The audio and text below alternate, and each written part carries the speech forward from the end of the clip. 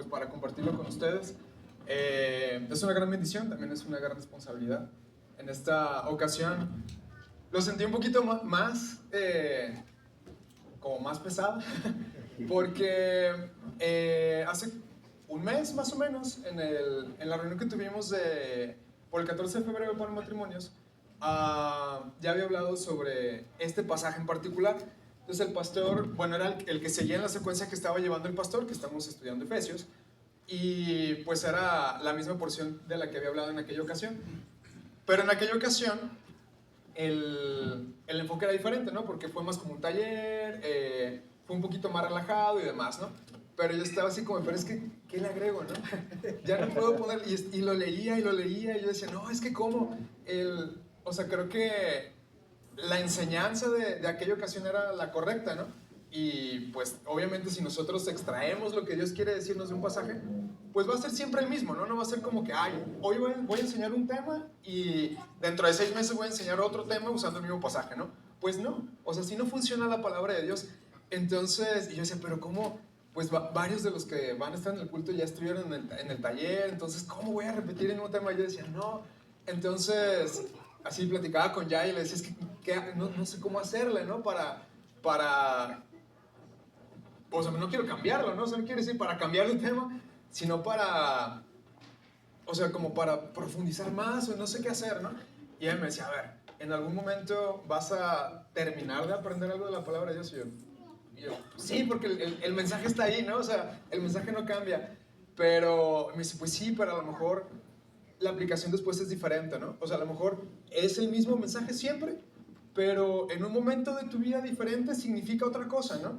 A lo mejor en un momento de tu vida el no robarás dices, pues X, ¿no? A mí no me pega, ¿no?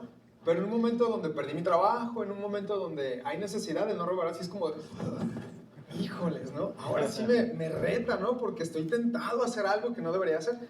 Pues algo parecido pasó con este pasaje, ¿no? Entonces, hoy vamos a meditar sobre la porción que está en Efesios, capítulo 5, versículos 21 al 33. Vamos a leerlo todo ahorita de corrido para tener más o menos el contexto de todo el pasaje y vamos a ir profundizando un poquito en cada uno, en diferentes porciones, perdón, y lo vamos a ir explicando. Entonces, Efesios 5, versículos 21 al 33. Lo voy a leer yo y ustedes me siguen en sus Biblias. Igual cuando estén listos. Creo que ya casi todos, ¿verdad? Ok, va. Amén. Empezamos así. Someteos unos a otros en el temor de Dios. Las casadas estén sujetas a sus propios maridos como al Señor, porque el marido es cabeza de la mujer, así como Cristo es cabeza de la iglesia, la cual es su cuerpo y Él es su Salvador. Así que, como la iglesia está sujeta a Cristo, así también las casadas lo estén a sus maridos en todo. Maridos, amad a vuestras mujeres, así como Cristo amó a la iglesia y se entregó a sí mismo por ella, para santificarla, habiéndola purificado en el lavamiento del agua por la palabra, a fin de presentársela a sí mismo una iglesia gloriosa, que no tuviese mancha, ni arruga, ni cosa semejante, sino que fuese santa y sin mancha. Así también, los maridos deben amar a sus mujeres como a sus mismos cuerpos. El que ama a su mujer, a sí mismo se ama, porque nadie aborreció jamás a su propia carne, sino que la sustenta y la cuida, como también Cristo a la iglesia. Porque somos miembros de su cuerpo, de su carne y de sus huesos. Por esto dejará el hombre a su padre y a su madre, y se unirá a su mujer, y los dos serán una sola carne. Grande es este misterio, mas yo digo esto respecto de Cristo y de la iglesia. Por lo demás, cada uno de vosotros ame también a su mujer como a sí mismo, y la mujer respete a su marido. Vamos a orar. Amén. Amado Padre Celestial, te damos gracias, Señor, por esta gran bendición que tú nos das de poder reunirnos, Señor, para adorarte, para alabarte, Señor, para compartir este tiempo juntos como hermanos en la fe, Señor, pero también para aprender más sobre ti, Señor, sobre tu voluntad, sobre tu persona y sobre lo que tú esperas de nosotros, Padre mío. Te suplicamos que tú nos dirijas en este tiempo, Señor, que nos llenes con tu Espíritu, Padre Celestial, para que este tiempo verdaderamente sea agradable a ti, Señor, y que todo lo que se diga, Señor, en esta prédica sea para honra y gloria tuya. nos ponemos en tus manos, en cuerpo, en mente y en espíritu, en el nombre de tu Hijo Cristo Jesús. Amén. Amén. Muy bien. Entonces empezamos con bueno, primero una pequeña como introducción. Pues Pablo inicia con una indicación general, ¿no? O sea, Pablo inicia con someteos unos a otros en el temor de Dios. Entonces, esto es algo muy universal, ¿no? Es general para todos los cristianos y es curioso porque ya después empieza a dar indicaciones muy particulares. Entonces, estas indicaciones empiezan hacia las esposas. Y esto es importante por el contexto en el que se desarrolla, el contexto cultural en el que se desarrolla la iglesia primitiva, ¿no? En el contexto cultural en el que está hablando Pablo. Hay un teólogo estadounidense que se llama Craig Skinner y dice que esto fue algo muy revolucionario. ¿Por qué? Porque en esa época normalmente las indicaciones relacionadas con el hogar se daban primero a los varones, ¿no? Era como de, hey, varón, tú, y ya después de ahí se derivaba todo. Entonces Pablo empieza primero hablándole a la mujer. Incluso cualquier comunicación formal iba dirigida a los varones. También por eso es muy relevante el testimonio de las mujeres sobre la tumba vacía. ¿Por qué? Porque esto nos habla de que fue verdad, ¿no? Porque si los apóstoles hubieran querido mentir, pues hubieran mentido de una manera que les conviniera, ¿no? Y hubieran dicho, no, pues quienes lo encontraron fueron hombres, porque el testimonio de los hombres tenía peso y el de las mujeres no tenía peso, o tenía menos peso. Entonces, sin embargo, los apóstoles dicen, pues vamos a decir la verdad, esta es la verdad, ellos encontraron la tumba, ellas encontraron la tumba vacía. Aunque culturalmente el testimonio de ellas no era tan válido, esa es la verdad, y no vamos a mentir. Entonces aquí es algo parecido, ¿no? Pablo empieza dando su mensaje o dirigiéndose en su mensaje hacia las mujeres. Entonces en esa época había algo que se conocían como códigos del hogar, ¿no? O household codes, que era una estructura que usaban los griegos como para establecer estas normas de convivencia dentro del hogar, ¿no? Y pues estos códigos del hogar pues funcionaban así, dirigidos al varón, y pues ya dice derivaban todas las funciones, ¿no? Él es el responsable, es el administrador, él es el que dirige o el que administra, ¿no? Entonces Pablo empieza con el orden invertido, pero no necesariamente para decir, hey, no, las cosas van al revés, o así no va la cosa, ¿no? Sino para establecer una nueva práctica. Y esto es importante, ¿por qué? Porque en el mundo romano, que era de origen griego, o sea, primero fue el imperio griego y después el imperio romano, era muy importante los valores de la familia, ¿no? O sea, esta estructura que ellos sostenían era muy importante para ellos. ¿Por qué? Porque iba alineada con el funcionamiento del gobierno del imperio romano, ¿sí? Era importante que la estructura de la familia se conservara para poder sostener la estructura del imperio romano. Entonces, a la cultura romana le preocupaba que las nuevas religiones para ellos, o sea, el cristianismo o algunas otras religiones que venían de Oriente, mermaran esa estructura familiar. Entonces Pablo adopta esa misma estructura que usan los romanos, los filósofos romanos, y dice, a ver, la idea está bien, ¿sí? En principio lo que están haciendo está bien, establecer el valor de la familia, protegerlo, pero lo que están haciendo, el principio fundamental está mal. ¿Por qué? Porque para nosotros como creyentes, o sea, y esta es la diferencia sustancial, ¿no? Para nosotros como cristianos, el valor de las personas es diferente. ¿Por qué? Porque creemos que todos los seres humanos poseen la imagen de Dios. Entonces todos somos valiosos. Cada uno tiene una función diferente, pero todos somos valiosos. Entonces ahora las relaciones que antes eran meramente administrativas y que de hecho la esposa era casi como un objeto propiedad del varón, entonces ahora Pablo dice, esto no funciona así. Aquí no es una relación solamente de administrar. No administras a tu esposa y a tus hijos como si fueran tus terrenos y tus cabras y tus propiedades, ¿no? Aquí la importancia o la relevancia del varón es cuidar y amar. Amén. Entonces, para Aristóteles y todos los filósofos griegos y ya después acá en la cultura romana, que tomaron la mayoría de ideas y las aplicaron en el Imperio Romano, pudiera ser que consideraran la idea de amar a la esposa como algo que pudiera suceder, ¿no? Es como, bueno, pues sí, a lo mejor sí el esposo pudiera llegar a amar a la esposa, pero eso es lo de menos.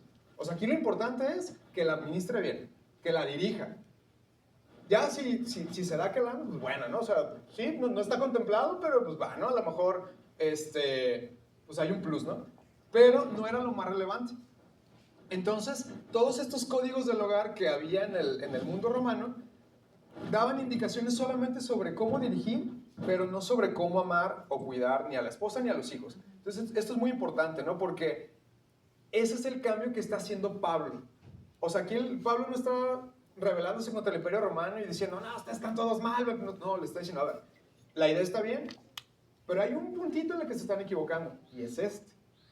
No son una cosa, no son un objeto, tienen el mismo valor que los varones. ¿Por qué? Porque son portadores de la imagen de Dios, porque también Cristo murió por ellas. Entonces, no se puede llevar la misma estructura que se estaba llevando hasta ese momento.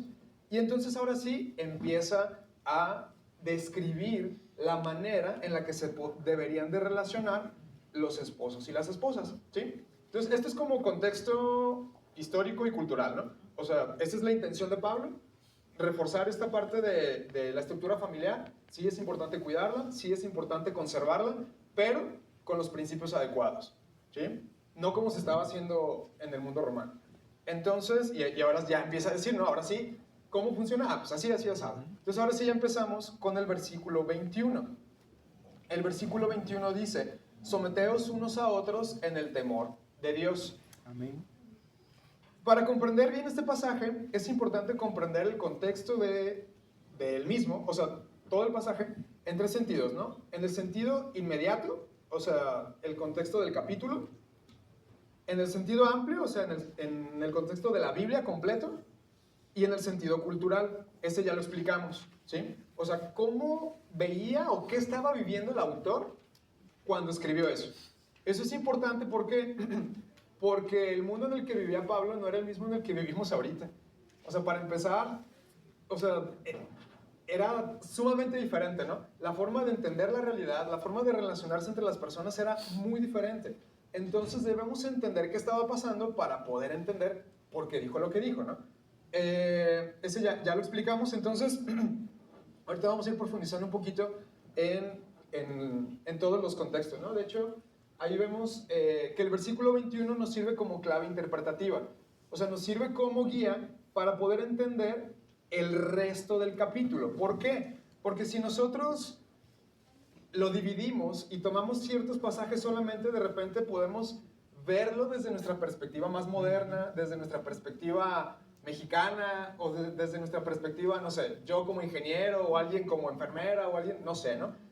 Y eso está mal. ¿Por qué?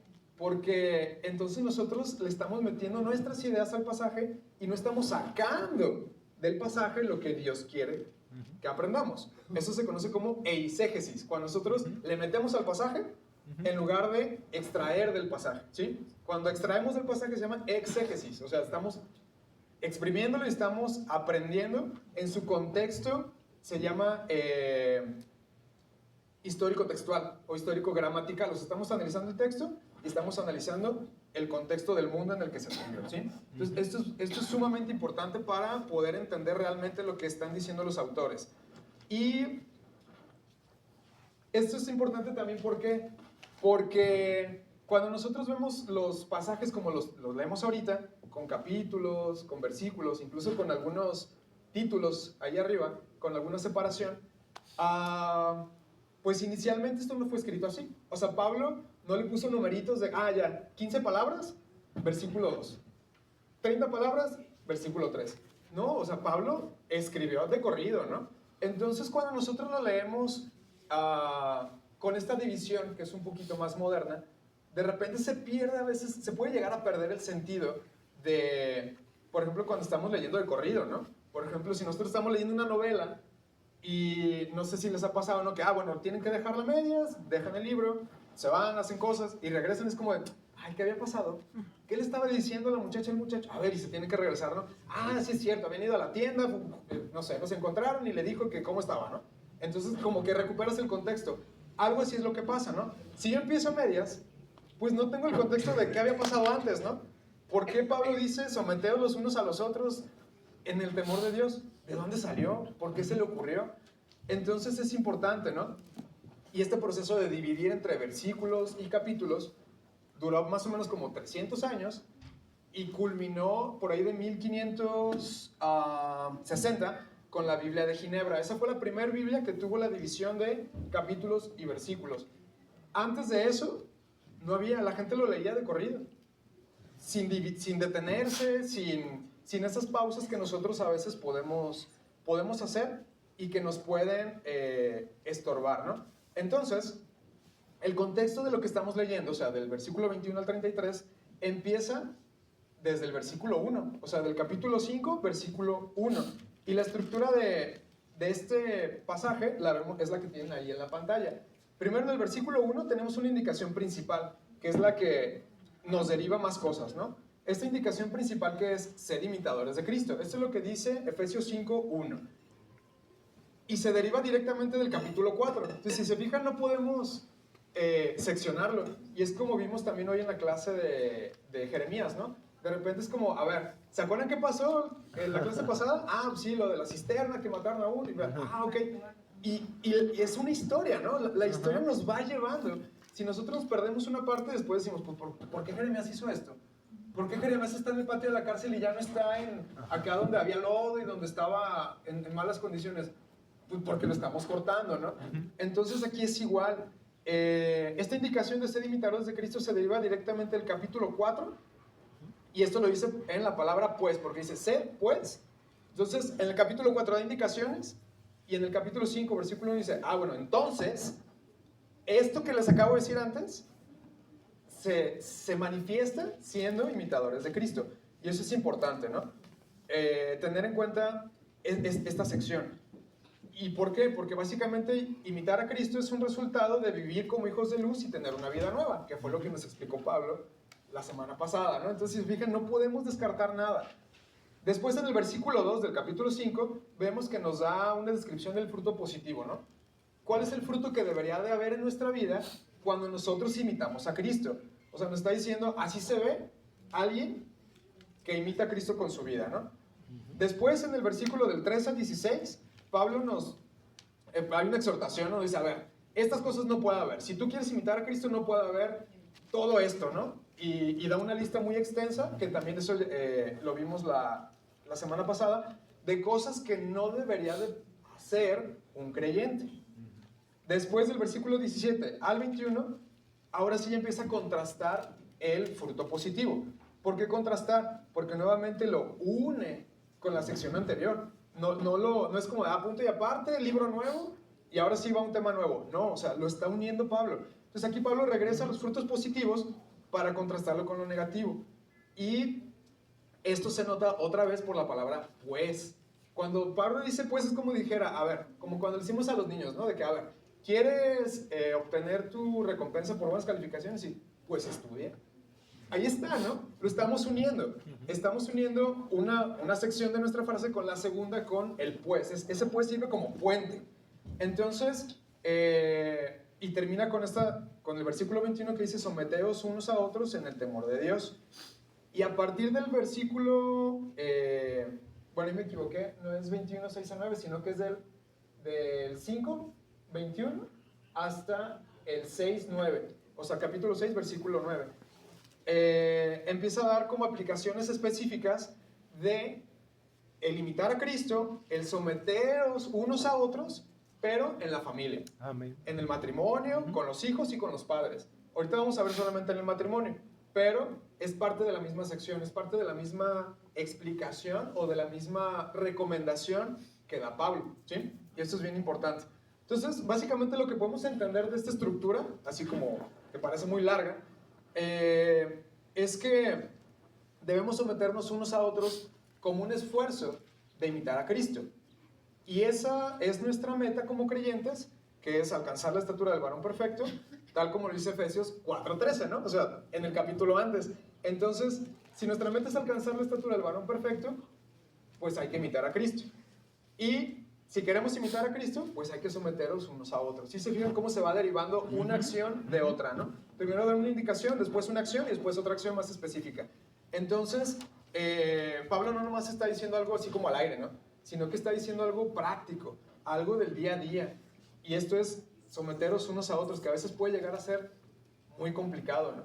¿Por qué? Porque implica negarnos a nosotros mismos en muchos aspectos. Entonces, bueno, ya con eso pasamos a la siguiente sección. Y si se fijan, esto es solamente del primer pasaje, del primer versículo, ¿sí? Como línea explicativa, como guía para entender todo lo demás. ¿Y por qué es importante? Porque en la Biblia, el propósito de la Biblia es ese, ¿no? Que alcancemos la estatura del varón perfecto. Dios no nos dice, haz esto, o si no, hay tabla, ¿no? O haz esto, o si no, vas, ahí te va. No. Cuando Dios nos da una indicación es para que nosotros avancemos en ese camino de santificación, para que cada día nos parezcamos un poquito más a Cristo. Y eso es bien importante, porque si Dios nos diera las indicaciones solamente, nomás porque sí, pues entonces estaríamos igual que los fariseos, ¿no? Ellos cumplían nomás porque sí. Ellos no transportaban o no traducían las indicaciones o las leyes de Dios a su corazón. Ellos simplemente cumplían por cumplir, ¿no? Te tienes que levantar del lado derecho de la cama. Pues te levantas del lado derecho de la cama. ¿Por qué? Pero pues tú hazlo porque pues así lo hemos hecho siempre, ¿sí? Tienes que orar en las esquinas en voz alta. Pues ora en las esquinas en voz alta. ¿Por qué? Sabe, pero pues así se ha hecho siempre. Entonces, ¿sí me entienden? Eso era lo que hacían los fariseos. Y eso fue lo que le reclamó Jesús a los fariseos siempre. Ustedes son tumbas blanqueadas. Por fuera están bonitas y bien pintaditas, pero por dentro, ¿qué hay? Podredumbre. ¿Por qué? Porque sus corazones no han sido transformados. Entonces, la ley de Dios tiene el propósito de transformarnos. Entonces, cualquier indicación que nosotros leemos en la Biblia tiene el propósito de transformar nuestro corazón. Pero van a decir, ay, no es cierto, Dios quiere que obedezcamos. ¿Okay? ¿Qué es lo que les dice Jesús? Cuando les dice, de cierto os digo, ¿no? Si a lo mejor alguno de ustedes no ha matado, pero si usted guarda odio en su corazón contra su hermano, ya lo está matando, ya desde ahí está mal. Ahí viene el cambio del corazón, ¿sí? La ley de Dios tiene el propósito de transformar nuestros corazones. No solamente es obedecer por obedecer. Y esto que estamos viendo es precisamente eso. Las indicaciones que está dando Pablo no es nomás obedecer por obedecer. No es nomás, cuida a tu esposa porque sí, ¿no? No, es cuida a tu esposa porque tienes que avanzar en santidad. Ella tiene que avanzar en santidad también. Y juntos lo van a hacer. Van a crecer y van a parecerse cada vez más a Cristo. Pero si no lo entendemos, ¿qué es lo que pasa? Que después el matrimonio se enfría. Y dice, oye, pero no le falta nada. O en cualquier sentido, ¿no? No le falta nada a mi esposa, no le falta nada a mi esposo. ¿Qué está pasando, no? Pues no estamos avanzando como Dios quiere que avancemos. Hacia la santidad, hacia la estatura del varón perfecto que es Cristo. Entonces, por eso es importante todo este contexto, ¿sí? Porque no nomás es obedecer por obedecer. Y aquí Pablo no está diciendo, hagan esto, bla, bla, bla, bla, bla. No, eso es precisamente lo que está combatiendo Pablo en los códigos del hogar. Los códigos del hogar de los romanos sí eran así. Y tú tienes que, y has de rendir, que tu esposa, que no sé qué, y ya, bla, bla, bla. No, Pablo está diciendo, esto es diferente. Aquí cambia la cosa. ¿Por qué?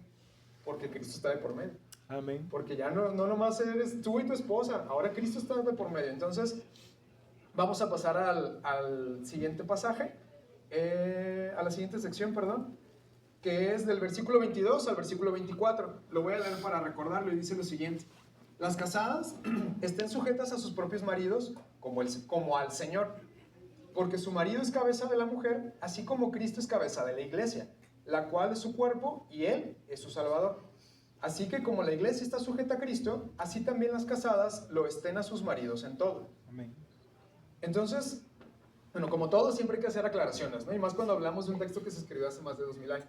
Porque luego, de repente, ahí, como les decía, ¿no? Podemos interpretar algo desde nuestra cultura moderna, podemos interpretar algo desde nuestra perspectiva, pues, desencajada de la realidad de Pablo, y entonces vamos a llegar a conclusiones equivocadas. Y eso no es lo que Dios quiere. Entonces, primera aclaración, bueno, el contexto, ¿no? Ya hablamos del contexto cultural, ya hablamos del contexto amplio, o sea, de todo el capítulo, ya vimos más o menos cuál es la intención, pero ahora vamos a hablar del contexto bíblico, ¿sí? ¿En qué contexto bíblico se sienta este pasaje? Porque de repente ideas como el ser cabeza de o someterse, nosotros podríamos entenderlas de alguna manera y resulta que en la Biblia, o sea, al contrastarlo con la Biblia, pues no va tan de acuerdo con los principios que vemos en la Biblia, ¿no? Entonces el primero es precisamente sobre la palabra de ser cabeza, ¿no? O sea, ¿cómo funciona o cómo es Cristo cabeza de la iglesia?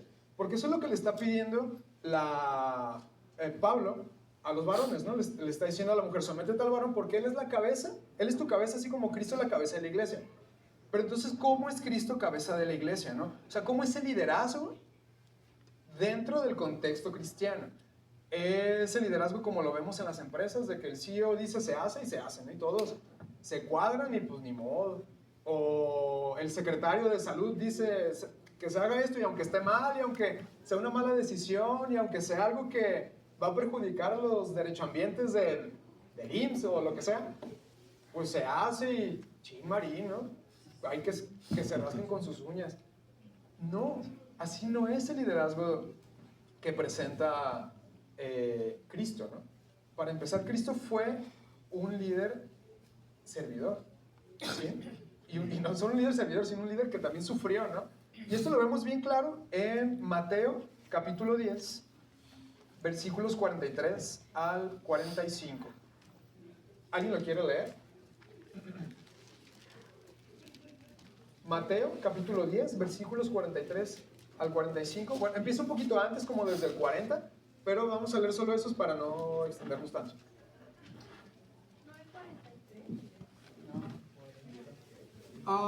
Marcos 10. Marcos 10. ¿Dije Mateo? Sí. Perdón. Marcos. Marcos 10, 43 al 45.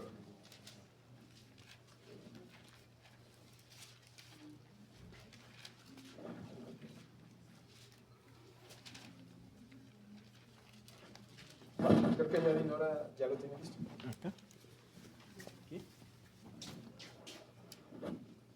Pero no será así entre vosotros, sino que el que quiera hacerse grande entre vosotros será vuestro servidor, y el que de vosotros quiera ser el primero será siervo de todos.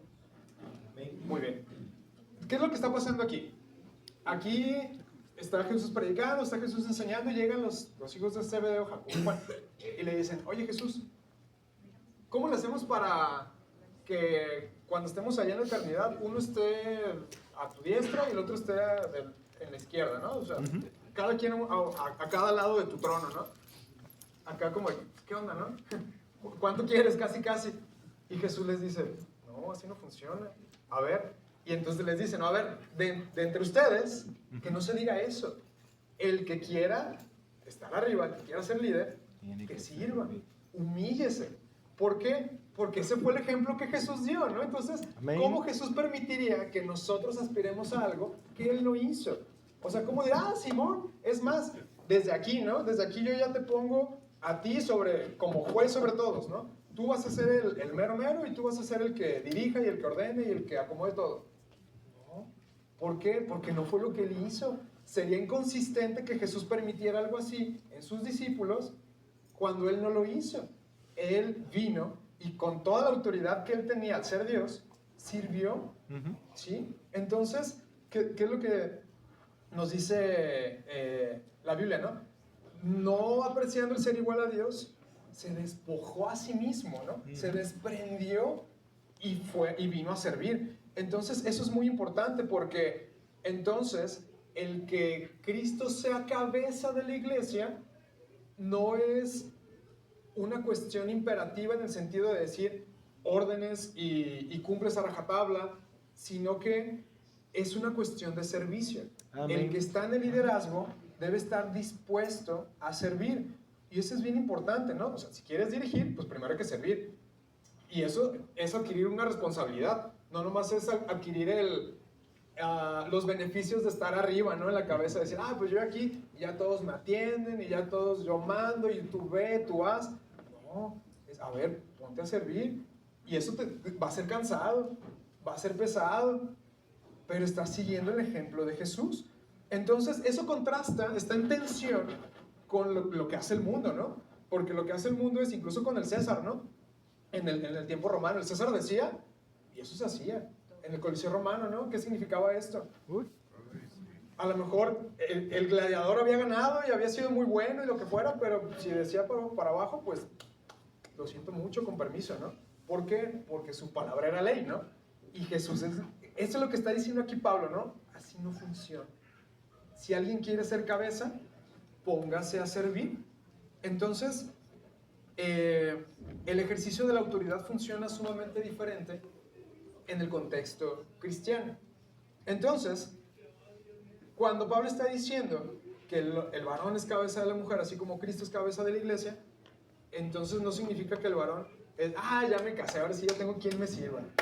¡Súper!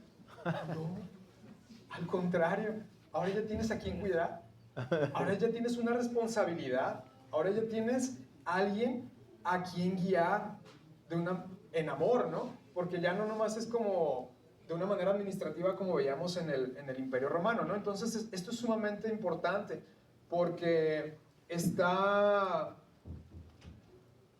volteando por completo, está subvirtiendo la idea que había en el pueblo romano.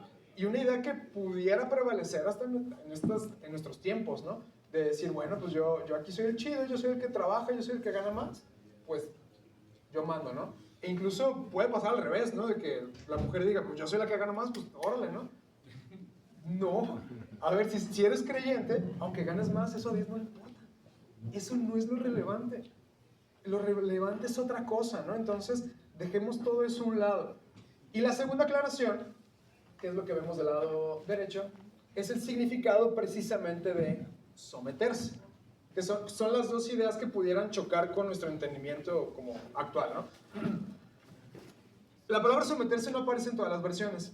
Algunas versiones mencionan la palabra dócil, ¿no? De que sean dóciles entre ustedes. Y ya después dice, bueno, que las mujeres también sean dóciles hacia el varón. Y pues de repente hay ocasiones donde encontramos palabras difíciles de escuchar, ¿no? Que sí nos chocan, así que decimos, ay, ¿cómo, no? Someterse, ¿no? O sea, nos viene la idea como de cosas, como una connotación hasta cierto punto negativa, ¿no? De decir, pero ¿cómo, no? Eso ya no sucede, eso lo hacía mi abuelita hace 50 años, pero ¿cómo yo lo voy a hacer? Bueno, pero ¿qué es lo que significa someterse, no? También cuando Pablo habla de esclavos y maestros, ¿no? Hay mucha gente que dice, la Biblia condona la esclavitud. ¿Pero cómo la Biblia condona la esclavitud? No, claro que no. Sí, mire, Pablo está hablando de esclavos y maestros. Bueno, pero si ves el contexto, pues te fijas que Pablo está apelando a una mejora en la situación de esclavos y maestros, ¿no? Y la situación de un esclavo era básicamente la de un empleado. No era como el esclavo que nos imaginamos ya por ahí de inicios del siglo XX, ¿no? Especialmente acá en América, que era una situación de esclavitud muy diferente a la que había en Roma. Entonces ya decimos, bueno, a ver, no están hablando de lo mismo, pero nosotros tenemos cierto trasfondo cultural que nos hace ir a esos lugares comunes, ¿no? Porque es lo que hemos aprendido en la escuela, en la historia, en fin, ¿no? O sea, entonces estas palabras nos causan conflicto. Pero entonces, ¿qué significa, no? ¿Podemos cambiarla? ¿Podemos usar otra palabra en lugar de someterse? Pues lamentablemente no. Es la única manera de traducir esa palabra, que es hipotazo. Esta es la palabra en griego, es la que está ahí en el centro del circulito azul. Si se fijan en la gráfica, cada color es un uso que se le daba a esa palabra en el griego antiguo, que era el griego koiné. El azul es someterse. El rojo y el naranjita son otros usos que a veces era ser dócil, o ser amable, o tratar bien, ¿no? Pero si se fijan, el uso es muy pequeño. O sea, prácticamente nadie lo usaba de esa manera. Entonces, el uso principal de la palabra hipotazo era someterse. Entonces decimos, bueno, alguien pudiera decir, bueno, pero ahí hay otros dos, yo puedo usar los otros dos, ok. Entonces, ¿cómo lo usaba Pablo, no? ¿Cómo lo usaba Pablo cuando hablaba él, pues?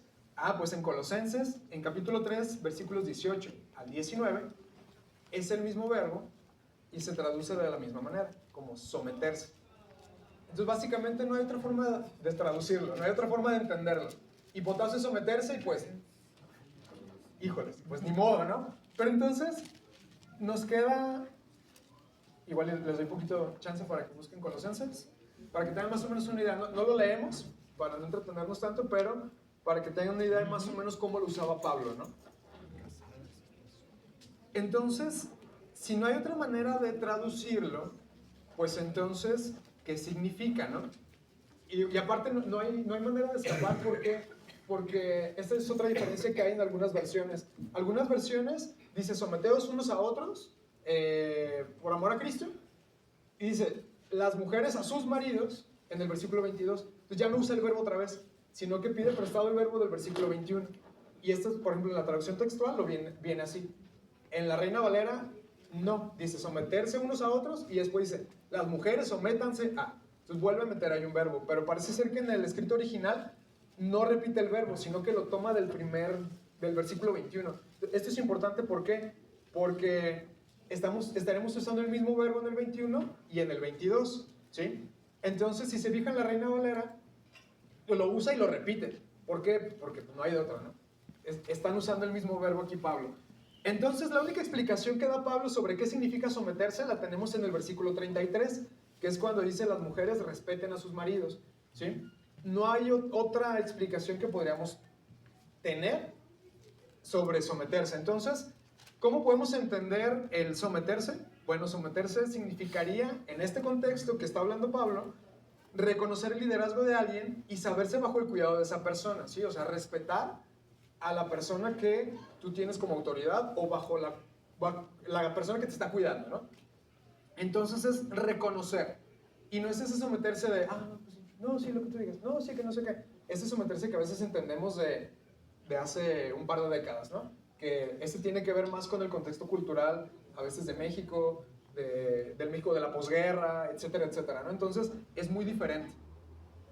Y a lo mejor podrían decir, oye, pero ¿cómo, no? Eso es una indicación de que alguien vale menos que otra persona, ¿no? O sea, quien se somete es menos que la persona que está arriba.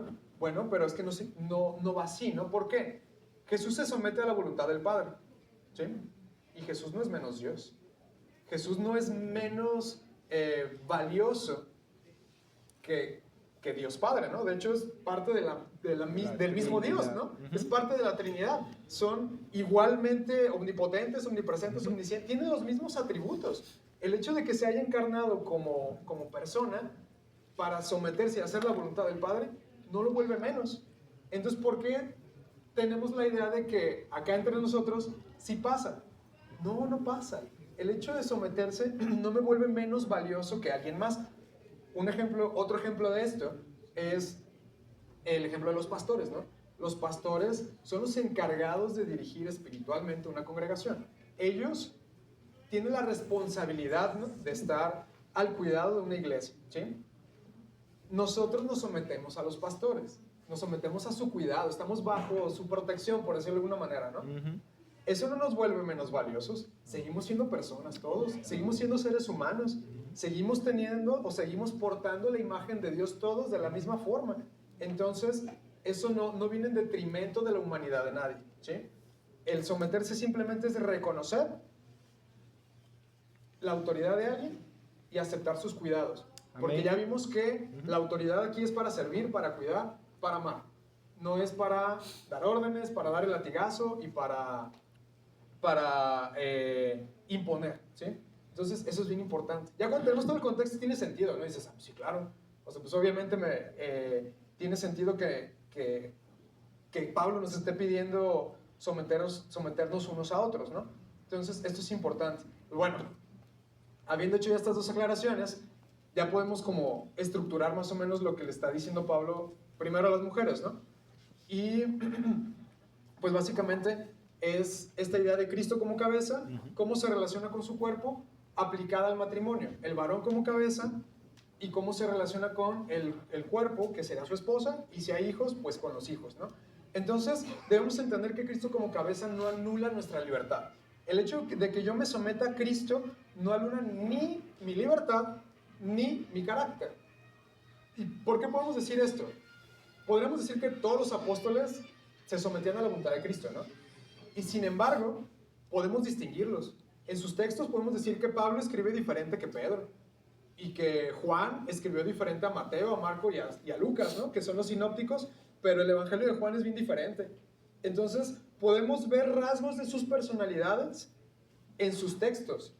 O sea que el hecho de someterse a Cristo no les borró el cassette y ahora ya son unos robots que solamente escriben lo que Dios les está dictando literalmente, ¿no? No, ahí está su personalidad, ahí está su experiencia, ahí está todo su contexto histórico, su conocimiento, pero usado por Dios para cumplir su voluntad. Entonces esto es bien importante, porque entonces ahora vemos que el sometimiento de la mujer no es para que deje de ser ella, no es para que pierda su personalidad y entonces haga solamente lo que le dice el marido, sino que el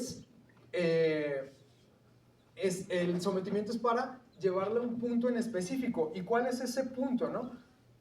El punto en el que nos quiere llevar Dios o el que quiere que avancemos, pues es hacia un punto de libertad, ¿no? A encontrar la verdadera libertad. Entonces, hay una cita, no sé si conocen a un escritor cristiano que se llama C.S. Lewis. Tiene un libro que se llama Cartas del Diablo a su sobrino. Es un libro muy curioso porque es como la lucha personal que tiene una persona contra su carne, contra las tentaciones de Satanás y demás, ¿no? Pero todo el libro está narrado como desde la perspectiva del enemigo, ¿no? O sea, desde la perspectiva del diablo. Entonces, ahí los diablos hablan entre ellos y es como, sí, es que el enemigo quiere esto, ¿no? Pero cuando ellos dicen el enemigo es Dios, ¿no? Y es como esa lucha de que sí, aléjalo, no le permitas que ore, ¿no? Y la persona luchando de que no, es que sí tengo que orar, cosas así. Pero hay una parte muy interesante porque dice, hablando los diablos, ¿no? O sea, los demonios. Nosotros no somos como el enemigo, o sea, como Dios. Él quiere que los humanos cumplan con su voluntad de manera voluntaria. O sea, que hagan lo que Dios quiere de manera voluntaria. Nosotros no. Nosotros queremos aplastar su voluntad, que hagan lo que nosotros les decimos sin pensar. Entonces sí se fija la diferencia, ¿no? Y eso es lo que pasa. ¿Qué pasa cuando estamos cayendo en pecado, cuando tenemos una tentación? De repente decimos, ¿por qué lo hice? No estaba pensando, no estaba siendo racional, estaba fuera de mí, de sí, no esta persona. Y de repente cuando vemos personas que hacen cosas muy malas, decimos, ¿cómo alguien puede hacer algo tan malo, no? Pues está fuera de sí. Está cumpliendo la voluntad de alguien más sin pensar, aboliendo completamente su razón y su naturaleza, ¿no? Porque son cosas que alguien en sus 5 sentidos no haría. Así de fácil. Puede ser matar a alguien, robar, cosas que luego decimos, pero ¿cómo, no? ¿Cómo alguien puede atreverse a tanto? Pues ahí está. Pero Dios no es lo que quiere. Dios lo que quiere es que nosotros, de manera voluntaria, digamos, yo quiero ir y predicar el Evangelio, ¿no? Yo quiero ir y ayudar a los demás. Amén. ¿Por qué? Porque Dios no borra nuestra voluntad. Dios quiere que nuestra alma y nuestro corazón sean transformados. Entonces, todo esto, cuando lo vemos ya en este contexto, tiene sentido, ¿no? Porque Dios no nos obliga. Dios no nos dice, a ver, Pablo, te voy a mover aquí como titeretito y vámonos aquí a la avenida y vas a dar folletos y vas a decir esto. No. ¿Por qué? Porque Dios quiere que Pablo entienda que esa es su voluntad. Su voluntad. Si no lo entiende, de nada, a lo mejor allá se ganan unos cuantos, pero Pablo va a seguir perdido porque no lo ha entendido. Su corazón no ha sido transformado. Entonces esto es bien importante, ¿no? Y esto es lo que pasa, ¿no? O sea, el someterse a Jesús no elimina nuestra voluntad, no elimina nuestro carácter, no elimina quienes nosotros somos, pero sí nos da un propósito. Eso es lo importante. Amén. Entonces, esta frase refleja una de las lecciones más importantes de ese libro de C.S. Lewis. ¿Por qué? Porque nosotros recibimos nuestra verdadera personalidad o nuestra verdadera libertad al someternos a Cristo. Porque ahí es donde realmente hay libertad. Nos sometemos para ser libres. Y esto podría parecer algo contradictorio, ¿no? ¿Cómo? O sea, ¿me voy a poner unas cadenas para ser libre? Pues sí, pero es que así es como funciona la nueva vida. Nos libera de la esclavitud del pecado y ahí es donde encontramos vida verdadera. Ahí es donde encontramos libertad verdadera. Entonces el sometimiento de la mujer al varón debe ser liberador, para edificar, para cumplir un determinado propósito alineado a la voluntad de Dios. Si el varón no puede llevar a la mujer a esto,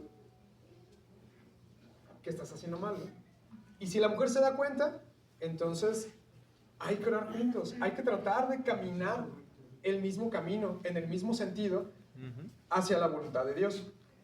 Y esto me recuerda, hace un par de semanas, leí un artículo de la Universidad de Cambridge. Cada mes liberan artículos gratuitos académicos, se llaman Elements. Son artículos relativamente cortitos, 60, 70 páginas, y en este hablaba sobre la política del monoteísmo. Y hay una parte muy interesante porque dice que una comunidad que representa a Dios aquí en la tierra, o más bien en una comunidad que representa a Dios aquí en la tierra, siempre va a haber solidaridad sin restricciones. ¿Por qué? Porque nadie sigue un interés personal, todos seguimos el interés de Dios como nuestra cabeza. Entonces ya no es porque yo busco mi interés, ¿no? Ya yo digo, bueno, es que a mí me conviene esto. No, al cuerpo le conviene esto. ¿Por qué? Porque es lo que Jesús me está enseñando, es lo que Jesús me mostró con su ejemplo. Entonces, cuando hay sometimiento siempre hay un propósito de por medio, una meta, algo que lograr. Entonces, ¿cuál es ese propósito? ¿Cuál es el propósito de someterse? Pues eso lo vemos en la siguiente sección, que empieza en el versículo 25. Esta sección la separé en dos: un propósito espiritual y un propósito físico o material, ¿sí? No sé si vamos bien de tiempo, ¿va muy largo? El tiempo... Sí, ok, va. Entonces le damos un poquito más rápido. Primero vamos a leer el versículo del 25 al 27, dice lo siguiente: maridos, amad a vuestras mujeres, así como Cristo amó a la iglesia y se entregó a sí mismo por ella, para santificarla, habiéndola purificado en el lavamiento del agua por la palabra, a fin de presentársela a sí mismo una iglesia gloriosa, que no tuviese mancha ni arruga ni cosa semejante, sino que fuese santa y sin mancha. Entonces, aquí la autoridad que Dios le ha dado al esposo no es una autoridad vacía para dar órdenes y mandar, eso ya lo hemos explicado, pero tiene un propósito y tiene una meta muy clara. Esto es así porque si no las tuviera, se podía pervertir, ¿no? O sea, nosotros podríamos ir por las ramas y empezar a hacerlo a nuestro entendimiento, y el propósito es este, el propósito es aquel, y nos desviamos de lo que Dios realmente quiere, ¿no? Entonces podríamos caer en alguno de los dos extremos. Decir, bueno, entonces, pues voy a servir, pues sí, mi amor, lo que tú digas. Y entonces el hombre ya no solamente se vuelve el ejecutor, ¿no? Ya solamente se vuelve la mano ejecutora, pero no tiene esa carga de responsabilidad que Dios quiere que tenga. O del otro lado, donde el esposo ejerce mal su autoridad al grado de que se vuelve un tirano, ¿no? Y pues tú me haces esto, y ahora tú te toca, y hazme, y atiéndeme, y bla, bla, bla, ¿no? Sírveme y demás, ¿no? Entonces el propósito y las metas nos permiten acotar la ejecución de cada uno de los roles, para que no nos salgamos del caminito, ¿no? Aquí tenemos el propósito, acá la meta, y nosotros tenemos que ir por aquí, ¿no? Entonces Dios nos va diciendo, dale vuelta, dale para acá, dale para arriba, dale para abajo, ¿sí? Entonces a uno se le otorga el liderazgo para cumplir con algo, y a la otra parte se somete para obtener algo alineado con el primer propósito, ¿sí? Entonces van de la mano siempre. Entonces este pasaje en específico responde dos preguntas haciendo una conexión entre los esposos y Cristo. La primera pregunta es, ¿cómo se ejerce ese liderazgo de servicio? Pues bien fácil. El pasaje nos dice directamente, entregándose como Cristo se entregó, hasta la muerte y muerte de cruz por amor. ¿Ok? Pregunta resuelta. Y la segunda pregunta, ¿cuál es la meta a alcanzar al liderar a mi esposa? O sea, al yo ser la cabeza, ¿qué meta estoy buscando? Santificarla, purificarla mediante la palabra, encaminarla en una senda gloriosa que sea santa y sin mancha. Esa es la meta que debe de buscar el esposo para con su esposa. Entonces ya vimos que el sometimiento de la mujer al esposo debe ser liberador, ¿no? ¿Qué significa que sea liberador? Esto, encaminarla hacia la santidad, porque ya vimos que solamente en Cristo hay libertad. Amén. Entonces, si yo creo que le estoy llevando por un buen camino, pero ese camino no la acerca a Cristo, no la santifica, mi esposa no va a ser libre nunca. Entonces debemos ser conscientes de eso. Y ya en conjunto, estas dos respuestas que nos están diciendo. El esposo debe estar dispuesto a esforzarse para mantener la salud espiritual de su esposa, ser una fuerza que la acerque al Señor y le permita encontrar esa libertad de la que hablábamos antes. Y ojo, aquí los esposos no son los libertadores, ¿eh? O sea, no soy yo aquí voy a traer a mi esposa. No, nada de eso. Los esposos solamente somos un auxiliar en el caminar espiritual de nuestras esposas para que ellas puedan encontrar libertad en Cristo. Ojo, Cristo es el centro siempre. en este pasaje queda claro que la autoridad del varón es una cuestión de responsabilidad, ¿sí? No de valor o de importancia. Y vaya que es una gran responsabilidad, ¿no? O sea, ya no es nomás decir aquí yo voy a mandar y me van a atender, sino es yo voy a cuidar, yo soy el responsable, ¿sí? Eso es bien importante. Y ahora pasamos a la siguiente sección, que son los cuidados o la importancia física. Y el versículo 28 dice: así también los maridos deben amar a sus mujeres como a sus mismos cuerpos. El que ama a su mujer, a sí mismo se ama, porque nadie aborreció jamás a su propia carne, sino que la sustenta y la cuida, como también Cristo a la iglesia. Porque somos miembros de su cuerpo, de su carne y de sus huesos. Por esto dejará el hombre a su padre y a su madre, y se unirá a su mujer, y los dos serán una sola carne. Grande es este misterio, mas yo digo esto respecto de Cristo y de la iglesia. Entonces ahora pasamos a indicaciones materiales. En esta sección Pablo relaciona el amor, la responsabilidad y el cuidado del varón directamente con lo físico, con el cuerpo. Y es que pudiera ser que nos enfoquemos mucho en lo espiritual y dejemos de lado lo material, ¿no? Pero no podemos olvidar que somos un alma que habita en un cuerpo. Eso no se puede separar. Eso no lo podemos extraer una cosa de la otra. Pero a diferencia de nosotros, a diferencia de otras ideas como los platónicos, que era una de las corrientes más grandes en el Imperio Romano, ellos creían que el cuerpo era la cárcel del alma. Entonces cuando las personas morían, era como decir, ya, el alma se liberó de esa cárcel carnal, ¿no? Y ahora sí ya está en plenitud. Para Dios no. El cuerpo y el alma forman una unidad, están juntos. A tal grado de que Jesús nos dice, hey, cuando estemos allá, sus cuerpos van a ser santificados. O sea, cuando estemos en la eternidad vamos a tener un cuerpo, pero un cuerpo redimido, santificado. Entonces, esto nos dice la importancia que tiene para Dios también nuestro cuerpo. ¿Por qué? Porque ahí es donde reside nuestra alma. Entonces, son indisolubles, no se pueden separar. Y esto es bien importante. ¿Por qué? Porque si nosotros lo separamos, entonces pues caemos en cosas como de, oh, es que el hermano está enfermo, tiene una necesidad y demás. Ah, sí, pues voy a orar por él. Pero la necesidad ahí sigue. Eso no fue lo que hizo Jesús. Jesús ayudó físicamente y trajo restauración espiritual. Nuestra misión es igual. A ver, seguimos estando en este mundo, en esta tierra. Entonces tenemos una responsabilidad en los dos sentidos, igual que Jesús. Estamos hablando de imitarlo, ¿no? Entonces, también esto es una responsabilidad en los dos sentidos, espiritual y física. No podemos separar un aspecto del otro. Esto es en el matrimonio, ¿no? O sea, yo no puedo descuidar a mi esposa físicamente y decir lloro todos los días por ella. Pues sí, pero ni siquiera una palmada le das en la espalda, ni siquiera un beso en el cachete, un abrazo. ¿Cómo es posible, no? O sea, no, entonces no lo has entendido. Y digo, y eso sin tomar en cuenta el aspecto más íntimo, ¿no? O sea, ¿cómo?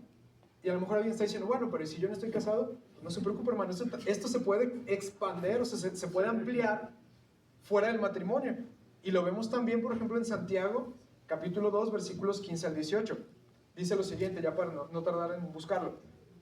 Y si un hermano o una hermana están desnudos y tienen necesidad del mantenimiento de cada día, y alguno de vosotros les dice, id en paz, calentaos y saciaos, pero no les dais las cosas que son necesarias para el cuerpo, ¿de qué aprovecha? Así también la fe, si no tiene obras, es muerta en sí misma. Pero alguno dirá, tú tienes fe y yo tengo obras. Muéstrame tu fe sin obras y yo te mostraré mi fe por mis obras. Entonces, yo me preocupo por mi esposa, porque crezca espiritualmente, porque vaya encaminada en ese camino de santidad buscando a Cristo. Pero si no me acerco a ella, de nada sirve. No sirve absolutamente de nada.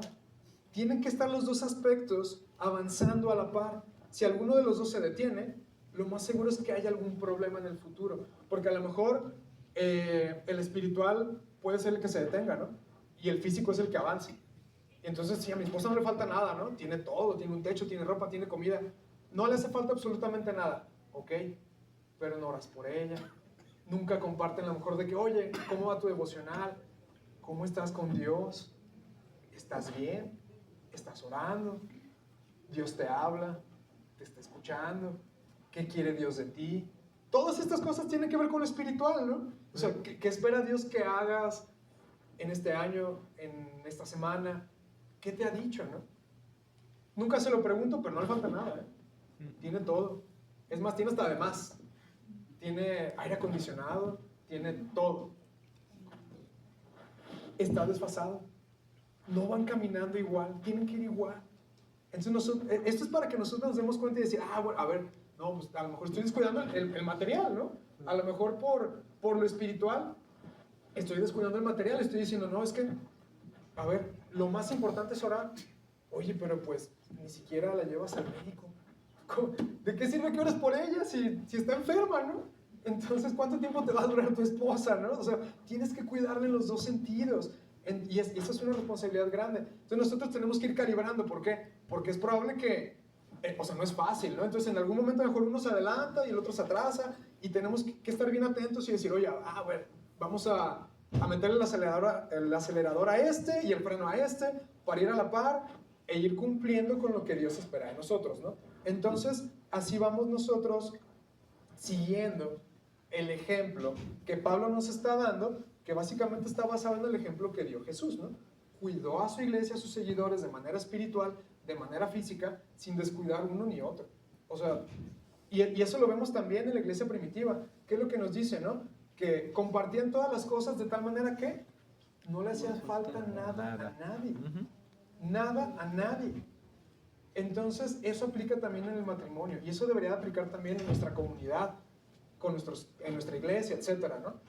Y con esto pasamos al último pasaje, al último versículo, que es Efesios 5:33, y dice lo siguiente: por lo demás, cada uno de vosotros ame también a su mujer como a sí mismo, y la mujer respete a su marido. Aquí Pablo está diciendo, a ver, a lo mejor lo anterior estuvo muy largo, a lo mejor alguien se distrajo viendo el ventilador. Bueno, ahí les va la conclusión. Esto es el resumen de todo, ¿no? Cada uno de vosotros ame también a su mujer como a sí mismo. O sea, el liderazgo es en amor y la mujer respeta a su marido. Eso es someterse. Más allá de toda la explicación, respeta a su marido, ¿ok? Entonces, si el marido cumple con lo primero, la mujer puede estar completamente confiada de hacer lo segundo, ¿sí? ¿Por qué? Porque los dos van a ir caminando en pos de Jesús. Y básicamente es, sométanse unos a otros bajo la voluntad de nuestra cabeza, que es Cristo. O sea, sigue siendo esa nuestra línea, ¿no? Nuestro indicador, nuestra pauta, imitar a Cristo y someternos unos a otros. Eso es lo que va a traer beneficio no solo en el matrimonio, sino también en nuestras relaciones como comunidad cristiana, en nuestras relaciones con amigos, en nuestro trabajo. Sométanse unos a otros. Nadie tenga mayor expectativa de sí mismo de la que es, ¿no? O sea, sean humildes, seamos humildes. Y pues bueno, básicamente ya con esto llegamos al final del capítulo 5. Ya después, capítulo 6, siguen indicaciones para padres e hijos y maestros y esclavos. Entonces, pues bueno, vamos a orar y pues espero que haya sido de bendición, que hayan aprendido algo y Gloria a Dios. Pues que lo puedan aplicar en sus vidas. Amén. Amado Padre Celestial, te damos muchas gracias, Señor, porque tú nos colmas de bendiciones a través de tu palabra, Señor. Independientemente de cómo nos encontremos el día de hoy, puede ser que estemos bien, puede ser que estemos haciendo las cosas mal. El hecho de darnos cuenta que estamos haciendo las cosas mal ya es bendición. Y si las estamos haciendo bien, pues es bendición también el saber, Señor, que vamos por buen camino, el encontrar ánimo en tu palabra para seguir haciendo las cosas de una manera correcta. Y pues no podemos hacer otra cosa sino ponernos en tus manos, Señor, para que nuestro caminar, Señor, nuestro andar como creyentes, como discípulos tuyos, como imitadores de tu ejemplo, sea fácil, Señor, sea una carga compartida, primeramente contigo, pero también con nuestros hermanos en la fe, porque sabemos que esa es la razón, Señor, por la cual tú nos pides congregarnos, Señor, para compartir nuestras cargas unos con otros y pues para adorarte, para glorificarte, Señor. Así que nos entregamos a ti para que esta enseñanza tenga eco en nuestros corazones y podamos aplicarla y llevarla, Señor, a nuestro día a día, para que nuestros matrimonios y nuestras relaciones en general puedan ser transformadas, Señor. Ayúdanos a entender lo que significa someternos unos a otros de una manera práctica, con gozo, con amor, Señor, pero siempre pensando en alabarte en adorarte, Señor, y en acercarnos a ti con cada paso que demos. En el nombre de Jesús te rogamos todo esto. Amén. Amén. Amén.